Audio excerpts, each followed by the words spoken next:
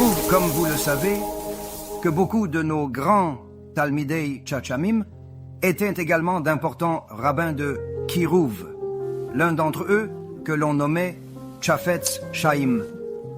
Vous avez entendu parler de Chafetz Chaim, n'est-ce pas? Chafetz Chaim, un nom reconnaissable.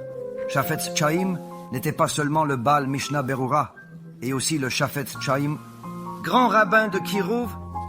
Il faisait du porte-à-porte pour la Teshuvah. Vous imaginez un peu? À 100 ans, il voulait aider les autres à se repentir. C'était incroyable. Vraiment incroyable. Un jour, il rencontra un donateur important, quelqu'un qui était Meralel Shabbat, qui vint lui serrer la main au Chafetz Chaim. C'est absolument fascinant, n'est-ce pas? Il lui serra la main sans la lâcher. Cet homme avait une main sainte, il ne fallait pas la lâcher. Mais le problème, c'est qu'il vit le Chafetz Chaim pleurer. Des larmes, mamash. Il dit, Kavod Rav, ai-je fait quelque chose de mal? Que se passe-t-il? Ça va? C'est si grave, je n'y crois pas. Horrible, affreux. Il pleure, quelqu'un meurt. Que s'est-il passé? Puis-je faire quelque chose? Plus d'argent ne suffit pas. C'est terrible. Tellement terrible.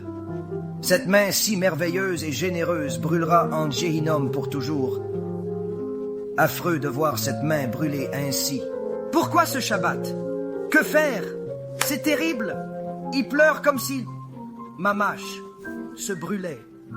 D'accord, je vais garder Shabbat. 5-6 semaines pour m'organiser et je commencerai. C'est pour vous. Il pleure encore. Non, pas question. Depuis 2-3 semaines, il attend. C'est mon Shabbat. Ce n'est pas mon Shabbat, mais celui du Kadosh Baruch Hu. Terrible, affreux, cette main généreuse brûlera dans le Gehinnom. Le Gadol Hador, centenaire pleure, fête, Teshuvah. C'est de Kevod Harav, le Shabbat que je garde. Je garde Shabbat. Le Chafetz Chaim a toujours eu des épreuves, même en écrivant le Mishnah Berurah. Il a subi toutes sortes d'épreuves. Un jour, son cher fils est tombé malade, très malade. Chafetz Chaim n'a pas ralenti. Il savait que ce Mishnah Berurah devait être écrit. Malade ou pas, nous devons le faire. Pourquoi? Am Yisraël a besoin de cette Torah.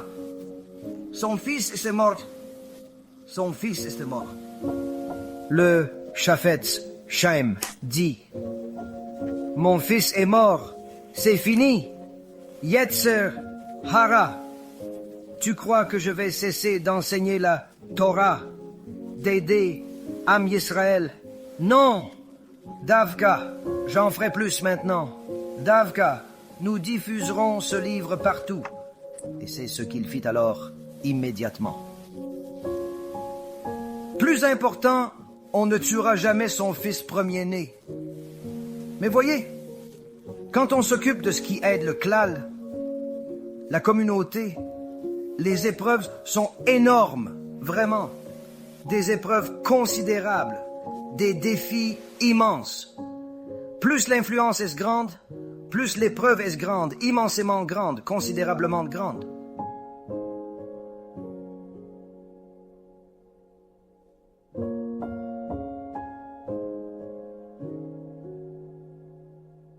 Je vous remercie infiniment, vraiment, du plus profond de mon cœur, sincèrement, et du fond de mon âme.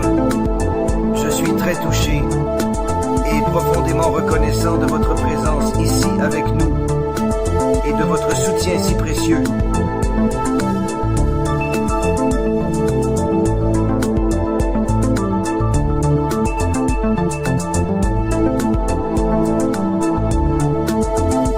C'est une partie très importante du processus, une étape cruciale en fait, absolument, absolument essentielle, et même, disons, voire même, absolument indispensable pour la suite. Vous voyez, c'est fondamental pour la réussite, absolument fondamental pour le succès du clan.